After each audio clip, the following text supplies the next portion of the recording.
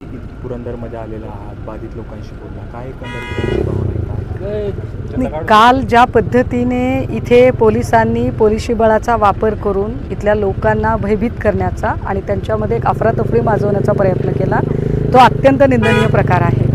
अशा पद्धतीने सरकारी यंत्रणांचा गैरवापर करत जर स्थानिक भूमिपुत्रांनाच हुसकावून लावण्याचा प्रयत्न केला जात असेल तर तो निश्चितपणे आम्ही कधीही सहन करणार नाही। पुरंदरमध्ये आल्या इथल्या प्रांताधिकारी आणि पोलीस अधिकारी पंकज देशमुखजी यांच्याशी आमची बैठक झाली। त्या बैठकीमध्ये अनेक वेगवेगळ्या मुद्द्यांवर चर्चा झाली, ज्यामध्ये त्यांनी 307 आणि 353 324च्या गुन्हे नोंदवले आहेत असं म्हटलं। खरं तर 307चा गुन्हा या स्थानिक भूमिपुत्रांवर नोंदवणं हे मला अजूनही कळलं नाही। मी मगाशी पोलिसांना विचारलं की तुम्ही डिफाईन कसं करू शकता की एखादा माणूस तुमचा खून करण्याच्या प्रयत्नाने आलेला आहे। मुळात जी माणसं इथली आहेत, तुम्ही रात्रीच्या वेळेला इथे ड्रोन फिरवता, जे अत्यंत चुकीचं आहे। आमचं पुन्हा म्हणणं आहे की जर तुम्हाला इथल्या जमिनी हव्या जरी असतील तरी किमान आधी या लोकांची कन्सेंट आहे का नाही याच्यासाठी त्यांच्यासोबत बसा, बैठक घ्या, बोला समोरासमोर। काय ते SDM मॅडमने सांगितलं की 70% लोकांनी आम्हाला कन्सेंट दिलेली आहे। मात्र जेव्हा आता आम्ही वास्तवात या सगळ्या लोकांशी बोलतोय, भेटतोय, तेव्हा लक्षात येतंय की 70% काय, इथल्या 7 घरांनी सुद्धा यांना कुठल्याही प्रकारची कसलीही परवानगी दिलेली नाही। सरळ शासन यंत्रणा चुकीची माहिती चुकीच्या पद्धतीने एलॉबरेट करायचा प्रयत्न करते आणि त्यांच्याकडे यंत्रणा जास्त असल्यामुळे पोलिसांच्या बाजूचे व्हिडिओ जाणीवपूर्वक व्हायरल केले जात आहेत। मात्र मी जसं म्हटलं की इथल्या लोकांना किती पोलिसांनी काय काय अत्याचार केले त्याचे व्हिडिओ मी स्वतः उद्या 1-1 तासाच्या अंतराने पोस्ट करेल की तुम्ही काय पद्धतीने विरोध आहे, तुम्ही देखील त्याच्यामध्ये उतरलेला आहात। मात्र हे कोणाच्या आदेशाने चालते आणि विमानतळ करणं इतकं महत्त्वाचं का आहे असं मला वाटतं? नाही, हे कोणाच्या आदेशाने चालतं हे शोधून काढणं मुख्यमंत्र्यांची जबाबदारी आहे। आम्हाला आमची जमीन वाचवायची इतकाच याच्यामधला प्रश्न आहे। विजय बापू शिवतारे इथले आमदार आहेत। शिवतारे बापू निवडणुकीच्या आधी असं म्हणत होते की आम्ही इथे एअरपोर्ट होईल, मात्र वहिती खालच्या जमिनीवर होणार नाही, बाजूची पर्यायी जागा दाखवली जाईल। आत्ता मात्र त्यांचा पवित्रा बदललेला आहे।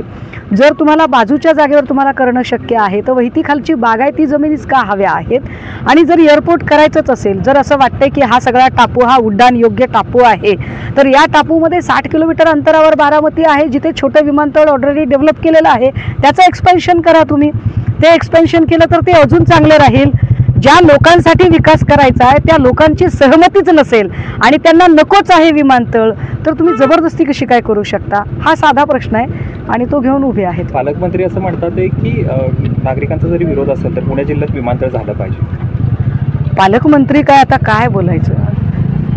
पुणे जिल्ह्याचं विमानतळ झालं पाहिजे जर असं पालकमंत्र्यांना वाटत असेल तर मग पुण्यातलं विमानतळ काय आहे? पुण्यातलं विमानतळ हे पुणे जिल्ह्याच्या बाहेर आहे का? आणि जर असं म्हणणं असेल की नाही ते फक्त सुरक्षा दलासाठीच विमानतळ आहे, तर मग तिथे एक्सपेन्शन का केलं? टर्मिनल 1, 2, 3 हे का तुम्ही डेव्हलप केलंय? आज घडीला पुणे विमानतळावरून राष्ट्रीय आणि आंतरराष्ट्रीय उड्डाणे सुद्धा थेट पद्धतीने होतात। टोकियो असेल, कतार असेल, मलेशिया असेल, बँकॉक, पटाया या सगळ्या ठिकाणी जाणारी थेट विमानं आज पुण्यावरून उपलब्ध आहेत। मग ते असताना तुम्ही इथे का घाट घालताय? मुळात ज्या भांडवली व्यवस्थेचं भलं करण्यासाठी हे सगळं चाललेलं आहे, त्या भांडवलदारांचं भलं त्यांनी करावं, आम्हाला त्याचं काही म्हणणं नाही आहे, पण त्याच्यासाठी गोरगरिबांच्या तोंडचा घास पळवू नये इतकी साधी माफक प्रामाणिक अपेक्षा आहे। सुषमा अंधारे यासाठी काय काय? सुषमा अंधारे आजच सांगितलं मी की जर मला पक्षीय राजकारण असतं तर मी प्रोटोकॉलमध्ये भरकन निघून गेले असते। मी इथल्या प्रत्येक मायमाऊलीचं म्हणणं ऐकून घ्यायला थांबले नसते। मी शब्द दिलाय, मी यांची बहीण आहे, मी यांची लेक आहे, मी यांच्यासोबत उभी आहे। 3 दिवसांनी आम्ही याच्या संदर्भातली एक विस्तृत पोलिसांनी जे अलिगेशन्स केलेले आहेत गावकऱ्यांवर, त्या सगळ्या अलिगेशन्सचं उत्तरं देणारी पत्रकार परिषद आम्ही 3 दिवसांनी घेऊ। त्या पत्रकार परिषदेत आम्ही आमचे मुद्दे स्वतंत्रपणे मांडू। त्याच्या उपर मुख्यमंत्र्यांचा आम्ही अजूनही वेळ मागतोय। मुख्यमंत्र्यांना आमचं नम्र निवेदन आपल्या सगळ्यांच्या माध्यमातून आहे की त्यांनी तो वेळ द्यावा। त्यांना वेळ नसेल तर मग आम्हाला नाईलाजाने आंदोलनाचा पुढचा टप्पा गाठावा लागेल आणि त्या आंदोलनाच्या प्रत्येक टप्प्यावर सुषमा अंधारे कुंभारवळांची बहीण लेक म्हणून सोबत असेल। तुम्ही खरं तर मुख्यमंत्र्यांना भेटता, त्याच्या आधी पालकमंत्री नाहीये, थेट मुख्यमंत्री आहेत। आपल्याकडे पालकमंत्र्याला काही अधिकार असतात का? आपल्याकडे कुणालाच अधिकार नसतात, ह्या सगळ्या कठपुतल्या बाहुल्या असतात. तुमची अंधश्रद्धा आहे ही सगळी. अहो, जिथे प्रताप सरनाईकांनी स्वतःहून सांगितलं की बाबा आम्हाला आमचा साधा PA नेमायचा अधिकार नाही. अहो, जिथं मंत्र्यांना स्वतःचा PA नेमायचा अधिकार नाही तिथे विमानतळाचा विषय काय हे सगळे लोक हाताळू शकणार आहेत.